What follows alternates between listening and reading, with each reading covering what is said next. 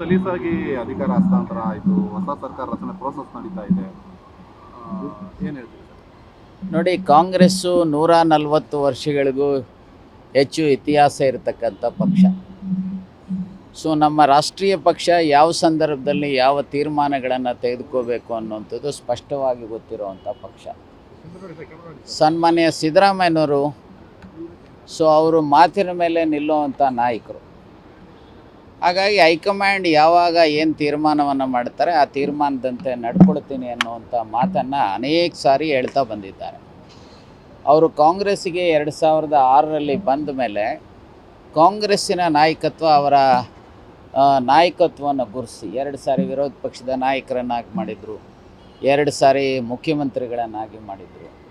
So ಮುಖ್ಯಮಂತ್ರಿಗಳನ್ನಾಗಿ ಮಾಡಿ ಮತ್ತು collective ಲೀಡರ್ಶಿಪ್ಪಲ್ಲಿ Kharge ಅವರು ಇರ್ಬೋದು, ಸಿದ್ದರಾಮಯ್ಯನವರು ಇರ್ಬೋದು, ಹಾಗೆ ಡಿ ಕೆ ಶಿವಕುಮಾರ್ ಅವರು ಇರ್ಬೋದು, ಪರಮೇಶ್ವರ್ ಅವರು ಇರ್ಬೋದು, ಹೀಗೆ ಅನೇಕರು ಸೇರಿ ಪಕ್ಷವನ್ನು ಅತ್ಯಂತ ಸದೃಢವಾಗಿ ರಾಜ್ಯದಲ್ಲಿ ಕಟ್ಟಿ ಅಧಿಕಾರಕ್ಕೆ ತಂದಿರತಕ್ಕಂಥ ಹಿನ್ನೆಲೆಯಲ್ಲಿ ಹೈಕಮಾಂಡು ಅನೇಕ ಅವಕಾಶಗಳನ್ನು ಅವರಿಗೆ ಕೊಟ್ಟಿರ್ತಕ್ಕಂಥದ್ದು ಮತ್ತು ಹೈಕಮಾಂಡಿಗೆ ಅವರು ಕೊಟ್ಟಂಥ ಮಾತಿನ ರೀತಿ ಅವರು ನಡ್ಕೊಂಡಿದ್ದಾರೆ. ಹಾಗಾಗಿ ನಾನು ಈ ಸಂದರ್ಭದಲ್ಲಿ ಅವರನ್ನು ಅಭಿನಂದಿಸ್ತೇನೆ. ಮತ್ತು ಇವತ್ತು ಏನು ಹೊಸದಾಗಿ ಮುಖ್ಯಮಂತ್ರಿಗಳಾಗಿ ಆಯ್ಕೆಯಾಗಿರುವಂಥ ಡಿ ಕೆ ಶಿವಕುಮಾರ್ ಅವರು ಪಕ್ಷವನ್ನು ಕಟ್ತಕ್ಕಂಥದಕ್ಕೆ ಅತ್ಯಂತ ಸಮರ್ಥ ರೀತಿಯಲ್ಲಿ ಅನೇಕ ವರ್ಷಗಳಿಂದ ಕೆಲಸ ಮಾಡ್ತಾ ಬಂದಿದ್ದಾರೆ.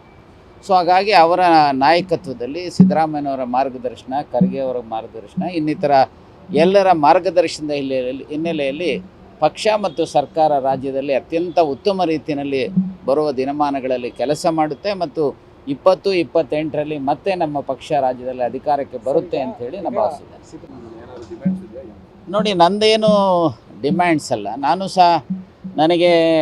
ರಾಜ್ಯಸಭೆಗೆ ಕೇಳಿದ್ದೇನೆ. ಸೊ ಹಾಗಾಗಿ ಯಾಕಂದರೆ ನನಗೆ 6 ತಿಂಗಳು ಮಾತ್ರ ಲೋಕಸಭೆಗೆ ಅವಕಾಶ ಸಿಕ್ಕಿತ್ತು. ರಾಜ್ಯದಲ್ಲಿ 5ನೇ ಅತಿ ದೊಡ್ಡ ಸಮಾಜ ವಾಲ್ಮೀಕಿ ಸಮಾಜ. ಕಳೆದ 78 ವರ್ಷಗಳಲ್ಲಿ ವಾಲ್ಮೀಕಿ ಸಮಾಜದವರಿಗೆ ಯಾರಿಗೂ ಕೇವಲ 1.5 ವರ್ಷ LG ಆವನೂರವರಿಗೆ 74-75 ಸುಮಾರಿನಲ್ಲಿ ಕೊಟ್ಟಿದ್ದು ಬಿಟ್ಟರೆ ಇಲ್ಲಿವರೆಗೂ ಯಾರಿಗೂ ಕೊಟ್ಟಿಲ್ಲ. ಹಾಗಾಗಿ ನನಗೆ ಭಾಳ ಕಡಿಮೆ ಅವಧಿ 6 ತಿಂಗಳು ಮಾತ್ರ ಲೋಕಸಭೆಯಲ್ಲಿ ಕೊಟ್ಟಂಥದ್ದು.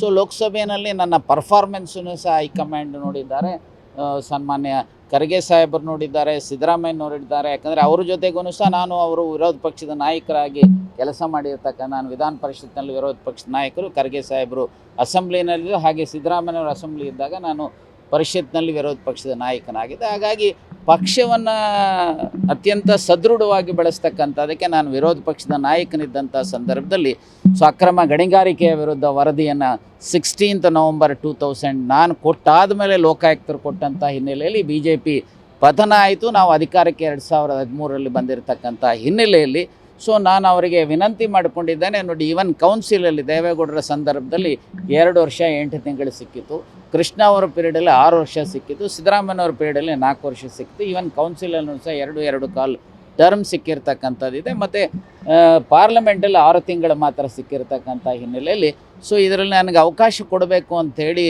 ವಿನಂತಿ ಮಾಡಿಕೊಂಡಿದ್ದೇನೆ. ಸಕಾರಾತ್ಮಕವಾದಂಥ ಅಭಿಪ್ರಾಯಗಳು ಕಾಣ್ತಾ ಇದ್ವಿ. ನೋಡೋಣ, ಅಲ್ಟಿಮೇಟ್ಲಿ ಹೈಕಮಾಂಡ್ ಏನು ತೀರ್ಮಾನ ಮಾಡುತ್ತೋ ಆ ತೀರ್ಮಾನದ ರೀತಿಯ ಕೆಲಸ ಮಾಡ್ತೀನಿ ಅನ್ನುವಂಥ ಮಾತನ್ನು ಹೇಳಿಕೆ ಬಯಸ್ತೀನಿ.